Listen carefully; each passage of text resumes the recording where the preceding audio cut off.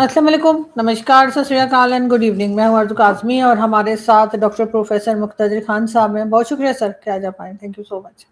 Thank you very much आरजू, और आपके सुनने वालों को मेरा सलाम, नमस्ते, सत श्री अकाल, वनक्कम, नमस्कारम। Thank you so much sir. Sir आज हम जरा अफगानिस्तान पे बात करेंगे सर। वैसे तो जी अफगानिस्तान के कई मिनिस्टर्स जो हैं वो भारत भी गए हैं। बीच में किसी ने शायद ये भी कहा था कि उनका डीएनए जो है वो इंडियन है। उस पे आपके दोस्त कमर चीमा साहब बहुत सख्त परेशान हो गए थे। उन्होंने उसके ऊपर पता नहीं कितनी वीडियोस की हैं। तो सर ये बात तो खैर है ही, लेकिन अफगानिस्तान और भारत जो है उनके सर एक तो रिलेशंस कैसे जा रहे हैं और किस तरह से आगे की तरफ जा रहे हैं। दूसरा, पाकिस्तान में बार बार ये कहा जा रहा है, हमारे प्राइम मिनिस्टर भी, फील्ड मार्शल भी, या कह लीजिए कि पाकिस्तान की मिलिट्री और सिविलियन गवर्नमेंट दोनों का कहना है कि पाकिस्तान में जो अटैक्स चल रहे हैं टीटीपी की तरफ से वो भारत सपोर्ट कर रहा है और भारत अपनी प्रॉक्सी वॉर जो है अफगानिस्तान के रास्ते हमारे साथ लड़ रहा है। सर कहाँ तक आपको ये बातें सही लगती हैं? पिछली लास्ट सेंटेंस क्या था आपका?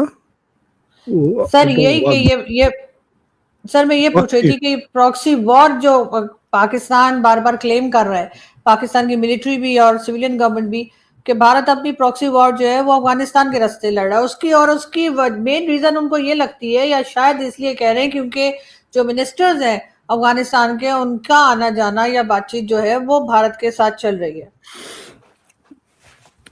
तो आरजू जी, एक तो मैं खुद यूसुफजई पठान हूँ, तो लोग पूछते रहते हैं कि आपकी एथनिसिटी क्या है, तो I am Yousafzai Pathan, so I belong to the biggest tribe of Afghan. ये और बात है कि हम लोग शायद अहमद शाह अब्दाली से पहले आ गए इंडिया, और मेरे नाना तो खाजी थे इन द मुगल एम्पायर।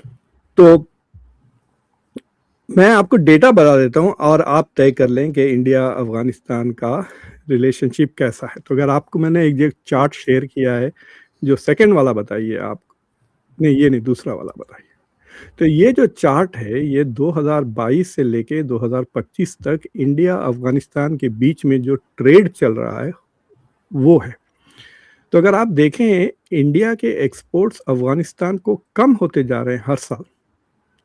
यानी 2022 में, यानी अफगानिस्तान तालिबान के अंडर आने के चंद महीने के बाद इंडिया तकरीबन $500 बिलियन के एक्सपोर्ट्स करता था। Imports, India exports to Afghanistan तकरीबन 437 मिलियन थे, अब 263 मिलियन हो गए। यानी और आप देखिए स्टडी डिक्लाइन हो रहा है, यानी ट्रेड ताल्लुकात कम हो रहे हैं इंडिया के। Indians seem to be less interested. हालांकि अफगानिस्तान आज़ाद है, इंडिया से कई चीज़ें ले सकते हैं, गर्मी का मौसम है, एयर कंडीशनर्स खरीद सकते हैं, दूसरी चीज़ें। या तो Indians are not interested in selling anything to Afghanistan, या अफगानिस्तानियों के पास पैसे ही नहीं है कुछ खरीदने के लिए इंडिया से। Either of the two things. India के जो इम्पोर्ट्स हैं अलबत्ता अफगानिस्तान से बढ़ रहे हैं। तो अगर आप देखें, नहीं ये नहीं, वही शीट, वही चार्ट, हाँ वो देखिए आप सेकंड कॉलम देखिए, इंडिया इम्पोर्ट्स फ्रॉम अफगानिस्तान 450। तो 2022 was actually a very good year, balance था। देखिए आप ट्रेड दोनों का तकरीबन 437 452, लेकिन अब तकरीबन 751 हो गया है। तो पाकिस्तान का अफगानिस्तान का और इंडिया का $1 बिलियन का ट्रेड हो गया था पिछले साल। इस साल पता नहीं क्या होगा, वी विल सी। और Afghanistan is enjoying a trade balance. तो ये ट्रेड से ऐसा नज़र नहीं आ रहा कि कुछ ज़्यादा फ़र्क आया है रिश्ते में। अगर आप देखें 889 से लेके 1 तब 100-150 का कुछ फ़र्क आया है ट्रेड में।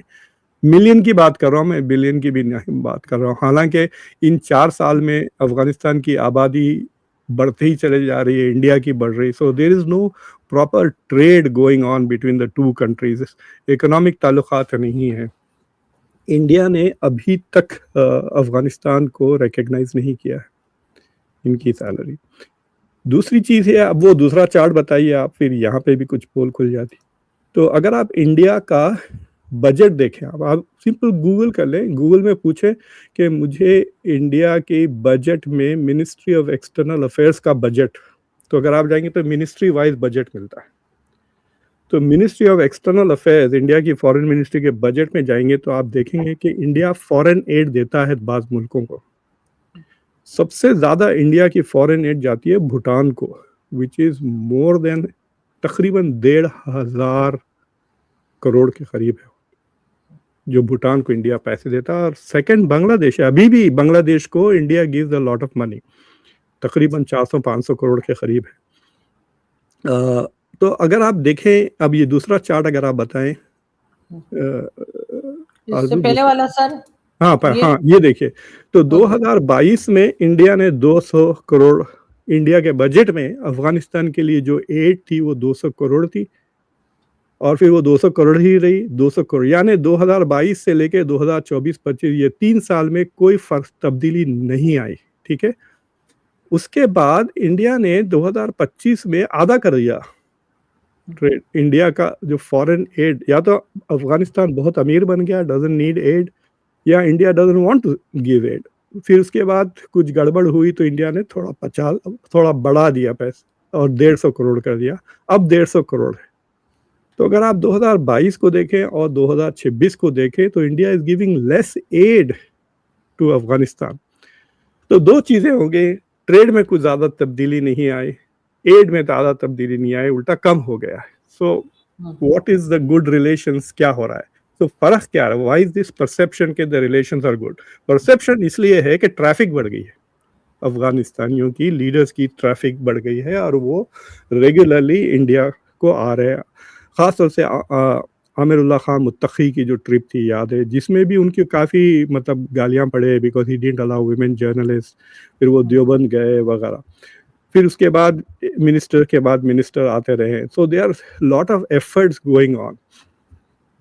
तो एक 5-6 हफ्ते पहले मेरे शो पर इंडिया के former national security adviser assistant जो नेक्स्ट टू अजीत डोवल थे, वो आए थे मेरे शो पर। तो मैंने उनसे तंजिया जबान में पूछा कि भाई सबसे अच्छे दोस्त आपके तो अब तालिबान हो गए हैं, साउथ एशिया में कोई भी नहीं रहे, बड़े मुल्क से तो दोस्ती नहीं है आपकी, पाकिस्तान, चाइना, बांग्लादेश सारे पड़ोसी है, इनफैक्ट दोनों हिंदू राष्ट्र में ताल्लुकात अच्छे नहीं है, इंडिया और नेपाल। तो don't blame Islam, even Hindu state से आपके ताल्लुकात अच्छे नहीं है। तो हाउ कम हिंदू नेशनलिस्ट ये कहते हैं कि दुनिया की सबसे ख़राब चीज़ रेडिकल इस्लाम है और आपके सबसे अच्छे दोस्त रेडिकल इस्लाम है? तालिबान से ज़्यादा रेडिकल इस्लाम कौन हो सकता है? तो वो हंसने लगे, ही सर ये बात तो सही है, लेकिन हम नहीं चाह रहे, वो चाह रहे हैं हमसे दोस्ती। So the efforts are from Afghanistan, not from India. तो ये बात लोगों को समझना चाहिए कि Afghanistan is trying very hard, कि एक तो उनकी बहुत बड़ी अचीवमेंट होगी ना कि रशिया ने उनको रिकॉग्नाइज कर लिया। अब देखिए, तो अफगानिस्तान वाले सोच रहे हैं कि देखो दुनिया के जो बड़े बड़े क्रिमिनल्स होते हैं वो तो बहुत पसंद है नरेंद्र मोदी को, क्योंकि इंटरनेशनल क्रिमिनल कोर्ट का अरेस्ट वारंट है नेतन्याहू को, लेकिन उसको लाके तो ये ऐसा चिपकते हैं जैसे कि महबूबा से मिल रहे हैं कई बरसों के बाद। तो वो समझ रहे हैं कि वो हमसे भी चिपकाएंगे क्योंकि हमारे ऊपर भी इंटरनेशनल क्रिमिनल कोर्ट का वारंट है। आपको पता है अखंडजादा जो उनके क्या है उनका नाम, अखंडजादा, और उनके जो सुप्रीम कोर्ट के जस्टिस हैं हक्कानी साहब, उन दोनों के ऊपर अरेस्ट वारंट्स इश्यू हो गए हैं आईसीसी के for their behaviour and treatment of women. और नरेंद्र मोदी जो बेटी बचाओ के नारे लगाते हैं, वो क्या उनको अफगानिस्तान की बेटियों से कुछ प्यार व्यार नहीं है? So India is not going to recognize them जब तक वो सिचुएशन ठीक नहीं हुआ, क्योंकि इंडिया चाहता है कि यूएन में इंडिया की इज्जत हो, इंडिया में यूएन में इंडिया की पोजीशन मिले, सिक्योरिटी काउंसिल में वोट मिले। But if they recognize Afghanistan Taliban without Taliban changing, तो दूसरी चीज ये है, I don't think India trust Afghanistan. देखिए पब्लिक तो अगर वो पाकिस्तान को एक गाली दे दो ये उसकी पूजा करना शुरू कर देंगे, जो आम लोग हैं जो आपके नीचे कमेंट्स लिखते हैं, मेरे नीचे कमेंट्स लिखते हैं, these are useless people who have no impact on India's policy. ठीक है, उनको आप सीरियस ना लें।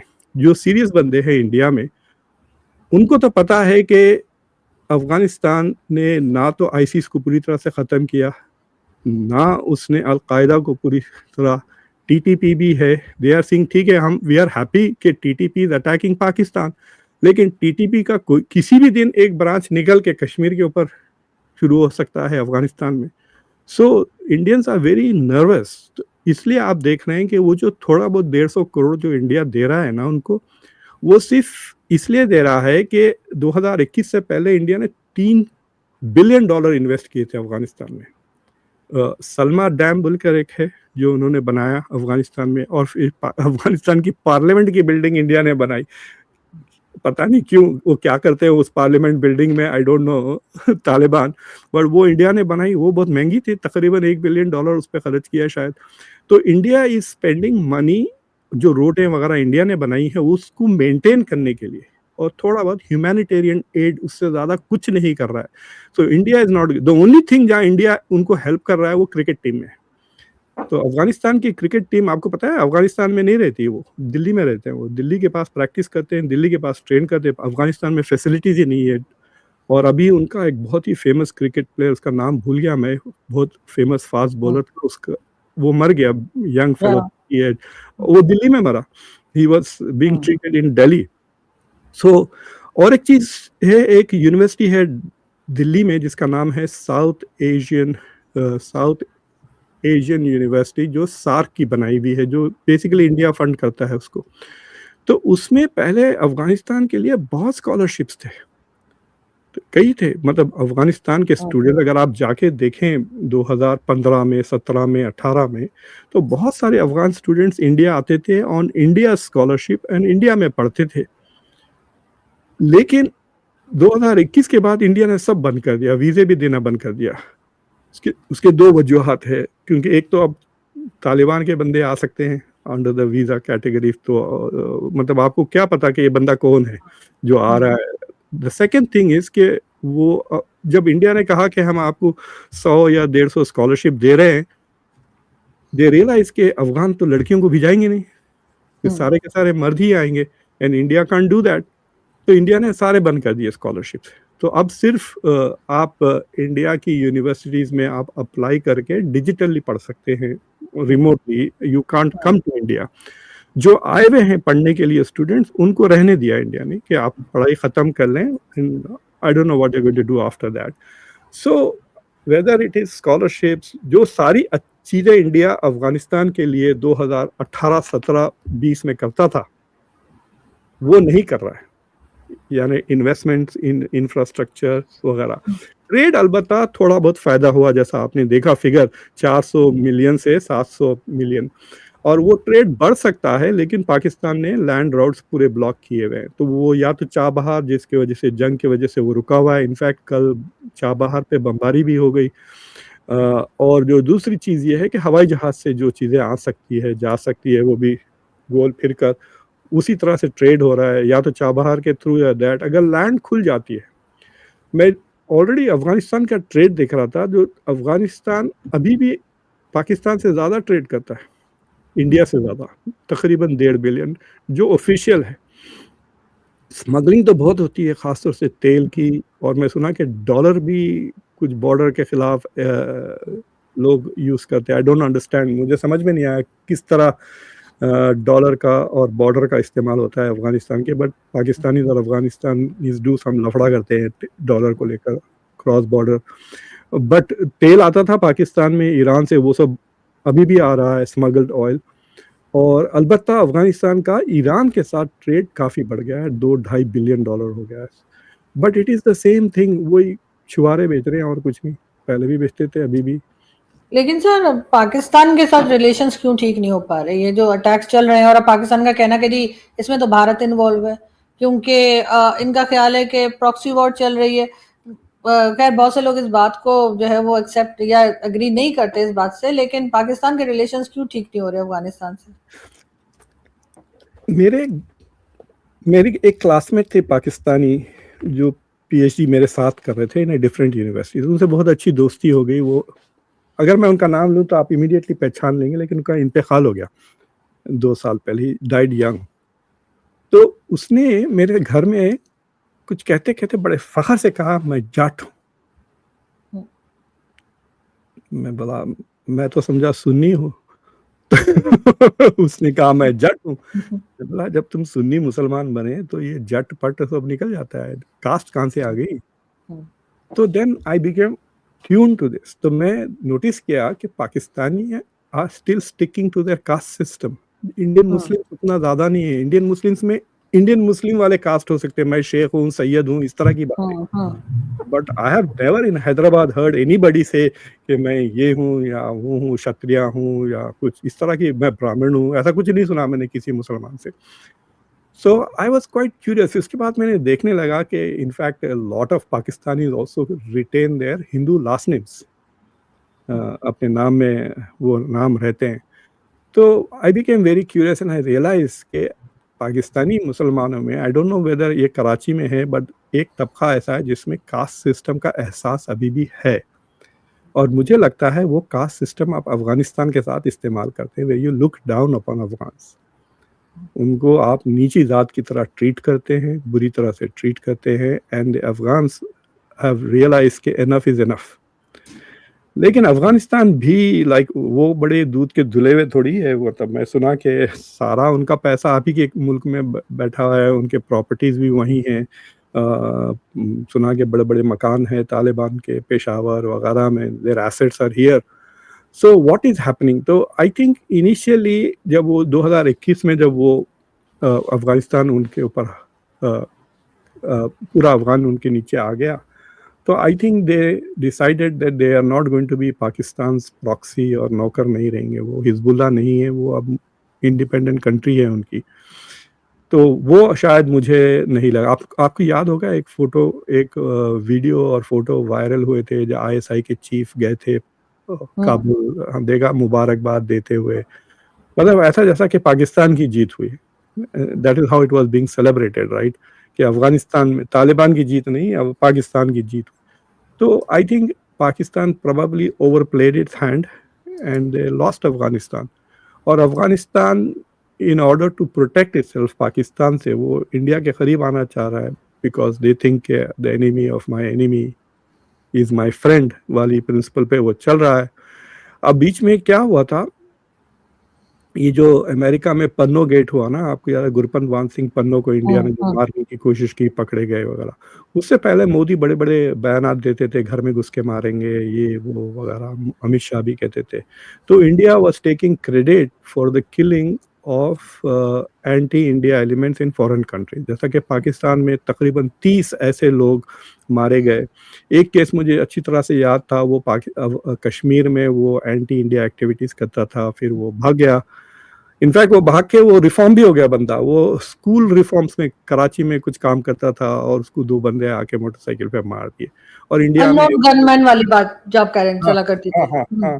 तो इंडिया में ऐसा था कि वाह वाह वाह, हम उसके घर में, दुरेंद्र है, हम उसके घर में घुस के मारे हैं पाकिस्तान में। They thought it was something great that India was doing. अब India doesn't want to claim that ना, क्योंकि ये इतना लफड़े हो गए वेस्ट कनाडा के साथ और अमेरिका के साथ। तो इंडिया ने डिनाई किया कि हमारी ऐसी कोई पॉलिसी नहीं है। It is called transnational repression. इस पे यूएस के पार्लियामेंट में भी, कनाडा के पार्लियामेंट में भी काफ़ी हियरिंग्स हुए हैं, बरतानिया में भी हो रहे हैं। क्योंकि बरतानिया में भी एक बंदा मारा गया, तो उसकी death is very suspicious. The British could not solve it, but the suspect ये है कि इंडिया ने मारा है उसको। तो वो उसमें कहते हैं कि इंडिया यूजेस तालिबान, बट इसका कोई सबूत नहीं है। ना इंडिया ने एक्नॉलेज किया है, ना तालिबान ने एक्नॉलेज किया है। बट दे थिंक कि वो टीटीपी के एसेट्स हैं जो पाकिस्तान में इंडिया के लिए काम करते हैं। लेकिन या तो इंडिया ने बंद कर दिया है या पूरी टारगेट लिस्ट अचीव हो गई है, क्योंकि ऑपरेशन सिंदूर के बाद इंडिया कुड हैव इंक्रीज्ड ये चीज़ें ना। तो वो तो नहीं हो रहा है। बट इंडिया में ऐसा परसेप्शन है कि जो बलूचिस्तान का जो आपके पास गड़बड़ चल रही है, जो आज़ाद कश्मीर जो आप लोग इलाका कहते हैं पीओके को, तो वो इलाके में और वहाँ पर these are rumors that India is supporting this, लेकिन सर जो international community has not accepted it yet. लेकिन सर जो अननोन गनमैन वाली बात आपने की, तो जो लोग मारे जा रहे थे वैसे वो तो अभी तक कुछ क्लियर नहीं हुआ किसने मारा है। तो सर वो तो वैसे ही क्रिमिनल्स है, उन्हें तो वैसे ही पाकिस्तान की स्टेट को चाहिए था कि पकड़ के उनको अरेस्ट करती या जो भी सजा थी उनकी मैं जिस केस की बात कर रहा हूँ वो तो स्कूल म्युनिसिपैलिटी स्कूल में वो स्कूल की रिफॉर्म पे काम कर रहा था। वो नौकर था, मतलब पब्लिक सेक्टर में काम कर रहा था। ही वाज नॉट ए गुंडा या चोर या टेररिस्ट। उसको क्यों मारेगा कोई पता नहीं, क्योंकि वो इंडिया से पाकिस्तान माइग्रेट हुआ था और जब वो इंडिया में था he was an anti India pro Kashmir sir India से तो बहुत से लोग माइग्रेट हुए हैं पाकिस्तान। मेरे अपने कुछ रिलेटिव्स भी हैं तो हाँ, सर वो बट आराम अगर से उन्होंने यहाँ दंदनाते पे घूमने कराची में, कोई यहाँ कुछ पे नहीं अगर कहता उन्होंने गड़बड़ की है तो वहां पे मरवा दें आप उनको। बट दैट वाज द उनको। केस, मतलब वो केस काफी पब्लिक मीडिया में आया, वो केस आप उसको गूगल कर लेकिन सर ये एजुकेशन। जो जी, मुसलसल ये नए नए but there no, operation launch. मतलब ये सिर्फ पाकिस्तान कहता है और इंडिया हाँ में लोग कहते थे कि हम कर रहे हैं, खुद मोदी ने घर में घुस के मारेंगे, ये वो जो बातें की थी, तो उसका वो that was what they thought. लेकिन जब पकड़े गए, और वो अभी तो निखिल गुप्ता तो जेल में है ना, मैं, और उन्होंने तो कन्फेस भी कर दिया ना। तो कनाडा की सरकार कह रही है कि इंडियन गवर्नमेंट का हाथ नहीं है, बट इंडियन गवर्नमेंट ने मान लिया कि यादव नाम का एक बंदा जो काम करता था रॉ के लिए, वो रोग हो गया। ऐसा कैसा रोग हो गया? वो नेशनल इंटरेस्ट के लिए काम कर रहा था, जो जो सरकार कह रही थी कि हम घर में घुस के मारेंगे, तो वो घुस गया अमेरिका में और कनाडा में मार दिया सक्सेसफुली, और अमेरिका में नहीं मार सका, पकड़े गए और जेल में है, कन्फेस भी हो चुका है। So but that is settled issue ना। अब आई don't think India is doing that. आपको पता है कि उसके खिलाफ, अजीत डोवल के खिलाफ भी केसेस हुए थे। अजीत डोवल एक साल शायद यूएस नहीं आ सके इसके वजह से। So but Donald Trump is dropping all such cases. Adani के खिलाफ भी उन्होंने $10 बिलियन लेके केस ड्रॉप कर दिया है। जज ने एक रोका हुआ है, but I think it will go through. Adani will be able to come, but लेकिन sir Pakistan has not provided evidence which convinces international community. मैंने तो कोई सबूत नहीं देखा भाई, बट उनके कोई रिपोर्ट्स नहीं है। क्या नाम है आपके वो भट्टी, क्या नाम है वो, उनका नाम ही भूल गया मैं, बेनजीर भुट्टो के बेटे साहब जो बिलावल बिलावल बिलावल लेके फोल्डर वोल्डर लेके फिरते रहते हैं, लेकिन वो फोल्डर के अंदर क्या है वो नहीं पता। सर वो China बिलावल have को खुद भी नहीं everything. पता होगा सर, इवन बिलावल को भी नहीं पता होगा फोल्डर में Yeah, क्या है। yes, उनकी yes. टीम ने दे दिया होगा वो फोल्डर उन्हें। लेकिन सर हाँ, लास्ट में मैं ये जरूर पूछूंगी, पाकिस्तान की आपको क्या लग रहा है, क्या पॉलिसी गलत है, अफगान पॉलिसी को लेकर कुछ गड़बड़ है? आखिर ये लड़ाई या ये अटैक्स जो है ये बंद क्यों नहीं हो रहा? बॉर्डर भी बंद है, तो इससे कोई अच्छी बात तो नहीं है पाकिस्तान के लिए कि भारत का बॉर्डर भी बंद है इधर से और अफगानिस्तान का भी बॉर्डर बंद हो गया। देखिए, जो सस्टेन्ड हार्ड वर्क, मुझे लगता है कि एक सबसे ज़्यादा मुझे फ़र्क नज़र आता है कि जो इंडिया में आपको हार्ड वर्क का कल्चर है, वो आपको नज़र नहीं आता पाकिस्तान में। And the Pakistani elite legally भी करप्ट है। मिसाल के तौर पे आपको पता है कि सबसे ज़्यादा प्रोफेसर्स, पाकिस्तान के प्रोफेसर्स पैसे कमाते हैं compare to India, Bangladesh, Sri Lanka, और सबसे कम काम वही करते हैं। कुछ भी रिसर्च आपके पास से आता नहीं, राइट? तो मुझे बड़ी हैरत होती है कि आपको प्रोफेसर की नौकरी मिल गई कराची यूनिवर्सिटी में, तो आपको ज़मीन मिल जाती है घर बनाने के लिए। आपकी बीवी को आप सेक्रेटरी बना ले, उसको ज़मीन मिल जाती है, फिर आप एक ज़मीन बेच के एक घर बना लेते हैं। ऐसी कोई दुनिया में कोई ऐसी जगह नहीं है जहाँ प्रोफेसर्स को ज़मीनें दी जाती हैं। So what the Pakistani elite have done is कि उन्होंने अपने ही मुल्क को लूटने का एक निज़ाम बना लिया है। So rather than working for the national interest, they work for self-interest at the expense of the nation. तो इसलिए पाकिस्तान में ऐसा कोई कल्चर ही नहीं है। फॉर एग्जाम्पल, अभी मैं कमर चीमा के साथ एक शो किया अबाउट स्ट्रेटेजिक कल्चर। तो मैं उनको इंडिया की एक जगह के बारे में बता रहा था कि इंडिया में अगर आप डुपॉन्ट सर्कल कभी गए ना दिल्ली में, अगर आप दिल्ली गए तो डुपॉन्ट सर्कल में रहिए होटल में, तो डुपॉन्ट सर्कल में $150 की उबर में, सोचिए आप, दिस इज लेस देन $1.5, उससे ज़्यादा खर्चा है। $150 की उबर में आप इंटरनेशनल इंडिया सेंटर जा सकते हैं, इस्लामिक कल्चरल सेंटर जा सकते हैं, कॉन्स्टिट्यूशन क्लब जा सकते हैं, प्रेस क्लब ऑफ इंडिया जा सकते हैं। तो ऐसे इतने ज़बरदस्त क्लब्स हैं, और जब किसी वक्त भी चले जाएं आपको वहाँ पे आपको prominent intellectuals, scholars, diplomat, generals वगैरह मिलते हैं। तो इंडिया का जो स्ट्रेटेजिक कल्चर है वो बहुत डीप है, वो आपके पास नहीं है। मैं उनसे पूछ रहा था, आपके पास ऐसी कोई जगह है जहाँ मैं आऊँ तो सब मिल जाए मुझे? तो इधर नहीं, ऐसी कोई जगह नहीं है। हाँ, अमीर लोगों के बच्चे मिल जाएंगे आपको होटलों के बड़े 5 स्टार होटल्स में, but other than that, so I think Pakistan का जो स्टेट डेवलपमेंट है ना, वो फौज पे तवज्जो ज़्यादा रहा है, and you have not developed other aspects of the society जो which can help the country develop.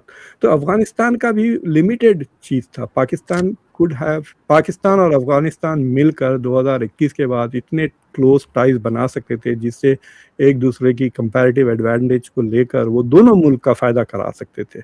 But instead of that they chose conflict. मतलब I am not just blaming Pakistan, this is also a choice that Afghanistan has made. ना दोनों का choice है ये. अफगानिस्तान ने तो दोनों पड़ोसियों से रिश्ते खराब कर लिए थे ना, ईरान के साथ भी ये तालिबान ने और अब पाकिस्तान के साथ भी. So they have to decide के what is the ultimate goal. I think हर मुल्क, हर लीडर को चाहिए कि मेरे मुल्क में जो सबसे गरीब हैं, जो सबसे पिछड़े हुए लोग हैं, उनको बेहतर करूं, तो that should be my success. जो मिडिल क्लास है वो ठीक है, जो अपर क्लास है वो तो ठीक ही रहेगी. But instead of working for those who are marginalize, education पे तवज्जो दें, वेलफेयर पे तवज्जो दें, इंफ्रास्ट्रक्चर बढ़ाने पे तवज्जो दें. वो सब चीज़ें नज़र नहीं आती मुझे. एटलीस्ट मोदी जहाँ भी जाते हैं वो विकसित भारत की बात करते हैं, जॉब्स क्रिएट करने की बात करते हैं, इंफ्रास्ट्रक्चर पे वो कहते रहते हैं. ये और बात है, रोड बनाते हैं, अगली बारिश में वो डूब जाती है. बट बात तो करते हैं रोड बनाने की और बनाते भी हैं. सो डैम्स बने, एयरपोर्ट्स बने हुए हैं. सो इंफ्रास्ट्रक्चर तो इम्प्रूव हो रहा है. बगैर इंफ्रास्ट्रक्चर के आपकी economy will not develop, there is no doubt about it. मैं पूछ रहा था कि अगर हम पाकिस्तान, अब जैसा कि हम ये जो शो कर रहे हैं, this is mostly about India, Pakistan and Afghanistan, right. लेकिन आप जाके आप स्टैट्स में देखिए, आप 90% इंडियंस देख रहे होंगे.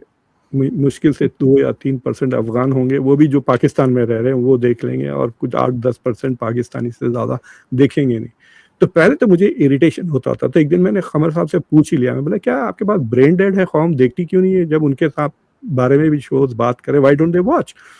तो उन्होंने कहा कि बैंडविड्थ ही नहीं है, लोगों के पास बैंडविड्थ नहीं है.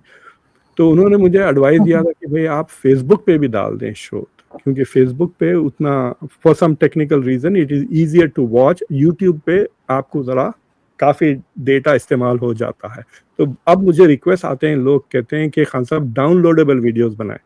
तो वो कॉन्स्टेंटली ऑन नहीं रखना चाहते, वो 1-2 मिनट के लिए लॉग ऑन करके डाउनलोड करके वीडियो. सो ये छोटी सी चीज़ है, बट अगर आपके पास इंटरनेट इंफ्रास्ट्रक्चर अच्छा नहीं हो, सोचिए आप इस दौर में how will you develop. So the focus, मतलब I don't hear Pakistani leaders saying, oh, this is what we are trying to do, this is what we are. हम अमेरिका गए थे, अमेरिका इन्वेस्टमेंट्स लेकर आए इसके लिए कुछ नहीं. आप देखिए 2 साल से तो आपका बड़ा याराना चल रहा है पाकिस्तान और अमेरिका के. क्या कुछ आया इन्वेस्टमेंट्स, बिजनेस इन्वेस्टमेंट्स, ये वो उल्टा लेके गए ना वो पैसे क्रिप्टो करेंसी से डोनाल्ड ट्रम्प की फैमिली ने. So what is the point of being friends with America if you are not getting investment, technology, educational transfer? कुछ नहीं हो रहा है. कि ठीक है हमने वीज़ा कोटा बढ़ा दिया पाकिस्तान का एजुकेशन का, ये कुछ भी एक बेनिफिट मुझे पाकिस्तान मुल्क के लिए नज़र नहीं आया in the last 2 years of this relationship. नहीं सर, ऐसा कुछ भी नहीं किया अमेरिका ने, ना कोई इन्वेस्टमेंट है ना कुछ. हाँ ये कि वो वर्ल्ड बैंक, IMF और वहां से तो लोन मिलता है, हाँ वो उनका रुकता नहीं है, वो चलता रहता है, उससे ऊपर कुछ नहीं है. लेकिन इनको शायद के लिए कुछ भी नहीं है. देखिए पाकिस्तान का जो टोटल खर्चा है वो तो हम 2 दिन में उड़ा देते हैं ईरान पे. माफ करवा दे, माफ करवा दे ना. लोन एक्सटेंड करवाते हैं, माफ नहीं करवाते, इंटरेस्ट रेट्स भी नहीं गिरवाते, खाली एक्सटेंड कराते हैं. तो what is that? That is nothing. तो सर वो तो इसीलिए ना, ताकि हम लोग प्रेशर में रहें, और तभी तो जो अमेरिका कहेगा वो दौड़ दौड़ के करेंगे, वरना जवाब देना शुरू कर देंगे. वो अमेरिका नहीं चाहता. इसीलिए पाकिस्तान की, मैं तो हमेशा कहती हूँ, इकोनॉमी पे अगर काम होगा तो ये प्रॉब्लम से निकल पाएंगे. लेकिन खुद नहीं निकल. बंदे आए थे ना, इमरान खान तो आए थे, he was doing all this but he did not improve the country. मतलब फॉरेन पॉलिसी में आइडियोलॉजिकल काफ़ी हो गए. ये सारे के सारे टीटीपी के हज़ारों बंदों को जेल से छोड़ दिए, निकाल दिया, लेकिन he did not improve the economic situation. मैंने ख़ास तौर पर, मैं ज़्यादा बोलता नहीं हूँ इमरान खान के, because I was a big fan of his cricket. मैं अभी देख रहा था एक इंटरव्यू जिसमें कपिल देव तकरीबन रो पड़े इमरान खान के बारे में बात करते हुए. So we have a lot of respect for Imran. I have seen him, मतलब मैं उनके प्रैक्टिस में भी देखा हूँ. हैदराबाद जब आए थे वो लोग 1980s में, साउथ जोन के खिलाफ इमरान खान ने खेला था. पटौड़ी के भांजे के ने बहुत पिटाई की थी इमरान खान की साउथ जोन में. आसिफ इकबाल जो है आपके क्रिकेटर, वो हैदराबाद के हैं. आसिफ इकबाल ने हैदराबाद साउथ जोन के लिए खेला, पाकिस्तान के खिलाफ 26 रन बनाए, 26 साल के बाद पाकिस्तान के लिए खेला, साउथ जोन के खिलाफ और 26 रन बनाए और आसिफ इकबाल मेरे चाचा के साले लगते हैं. So anyway I have not met Imran, I have seen him very closely practicing in the net वगैरह, तो बहुत बचपन से मैं उनका फैन हूँ. तो मैं बोलता नहीं हूँ politically, but when I went and looked के डोमेस्टिकली क्या किया उन्होंने, कोई ऐसा खास सर कुछ नहीं सर, किसी ने नहीं किया. कोई प्राइम मिनिस्टर आप बता सकते हैं जिसने किया हो? इसलिए कि जितने भी आते हैं सबके सब मिलिट्री के लाए हुए होते हैं. चाहे इमरान खान हो, इमरान खान को कौन सा वोट लेकर आ गए थे? इमरान खान भी लाए गए थे, इसीलिए तो उनको जो सिलेक्टेड प्राइम मिनिस्टर कहा जाता था, नॉट इलेक्टेड. हाँ एग्जैक्टली. तो सर वो तो जुल्फिकार अली भुट्टो को भी लाया गया था, बेनजीर भुट्टो को भी लाया गया था, नवाज शरीफ भी कोई वोट लेकर नहीं आए थे, और इमरान खान और इस वक्त के शहबाज शरीफ साहब भी कोई वोट लेकर नहीं आए. तो सर फिर जब ये लोग आएंगे तो जो लाएगा अपनी कुर्सी के लिए, ये फिर वही करेंगे ना जो वो कहेंगे करने को. इसलिए इनमें से किसी ने कभी पाकिस्तान की इकोनॉमी पे काम नहीं किया. हमेशा से एक तरह से अमेरिका, IMF, वर्ल्ड बैंक और गल्फ कंट्रीज के मोहताजी ही रही है पाकिस्तान को, और उसमें इन लोगों का सबका रोल है. कोई भी नहीं है इसमें से, चाहे इमरान खान हो चाहे कोई, कितना भी इमरान खान ने चाहे लोगों को हमदर्दी हो, लेकिन जब इमरान खान प्राइम मिनिस्टर थे उन्होंने कोई काम नहीं किया था.